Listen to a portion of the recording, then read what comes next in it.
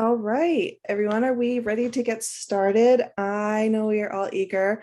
Let's go ahead and begin. Welcome, everyone, to our very special virtual artist panel today, honoring Black History Month. We have an amazing lineup of talented educators and teachers speaking for you today. We are so honored to have them. I was particularly very passionate and excited about this event. I hope for us to create a wonderful dialogue today and really get in depth into everything that each of our panelists has to offer today. So let's dive right into it without further ado. I would like to introduce our first panelist today, Derek Bell. Hi, Derek. How are you? Thank you for being here today. Thank you for having me.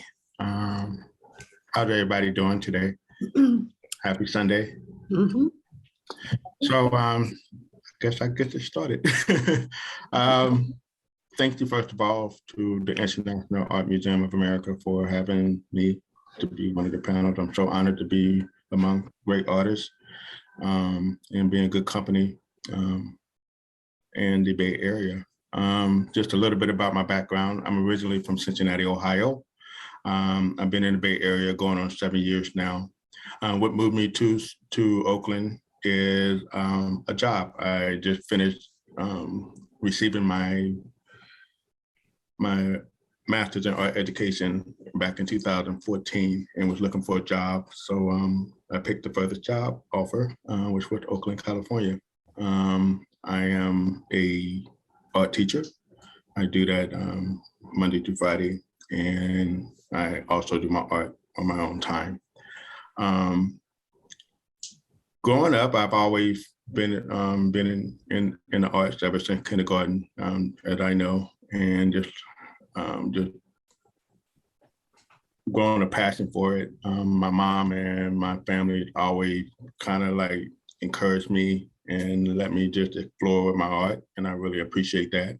That led me to going to Morehouse College and receiving my degree in art, a BA in art, back in 1998. And then decided to stay in Atlanta, then moved to New York, stayed in New York for about 10 years, and then moved back home, got my master's, and then moved to Oakland. So that's a little bit about myself.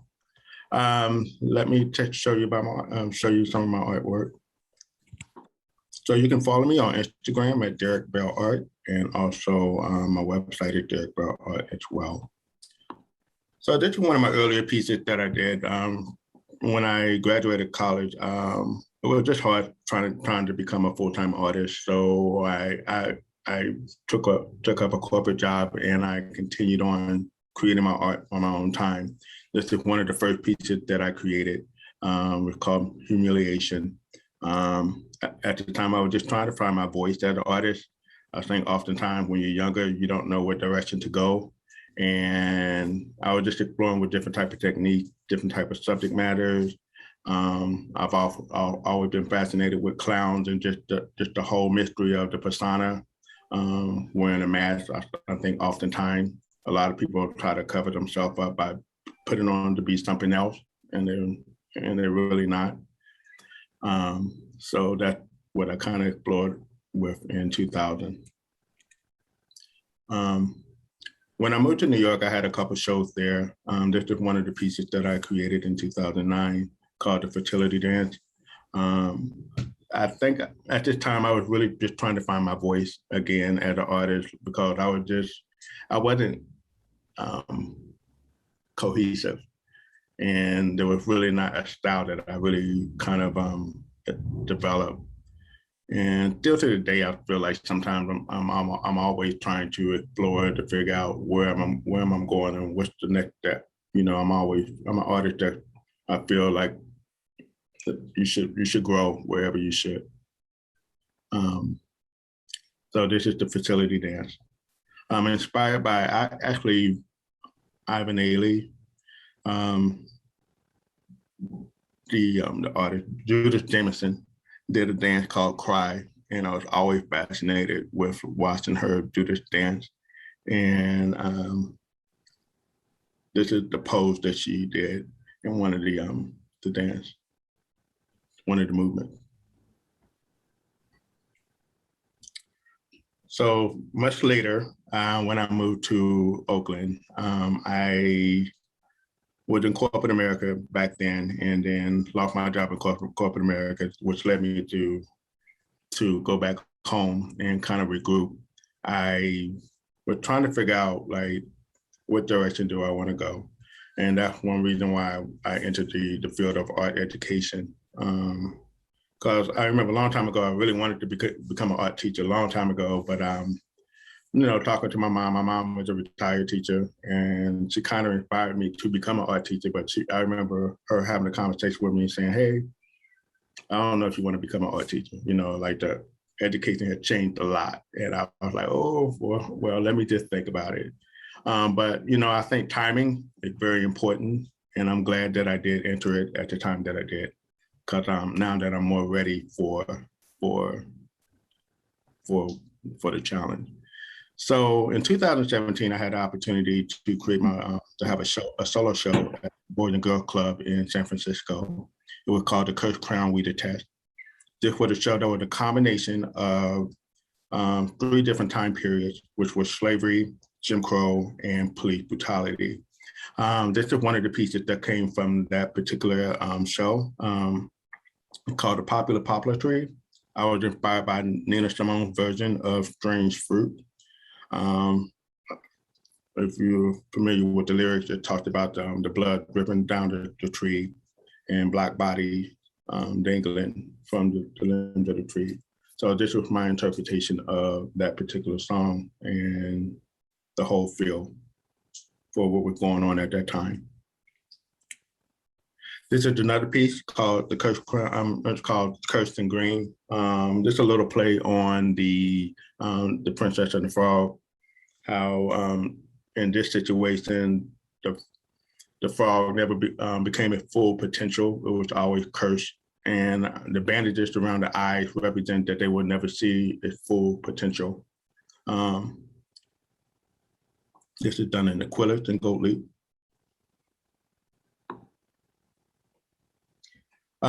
Again, this is from the same collection. This is called The Pathological Involuntary Death.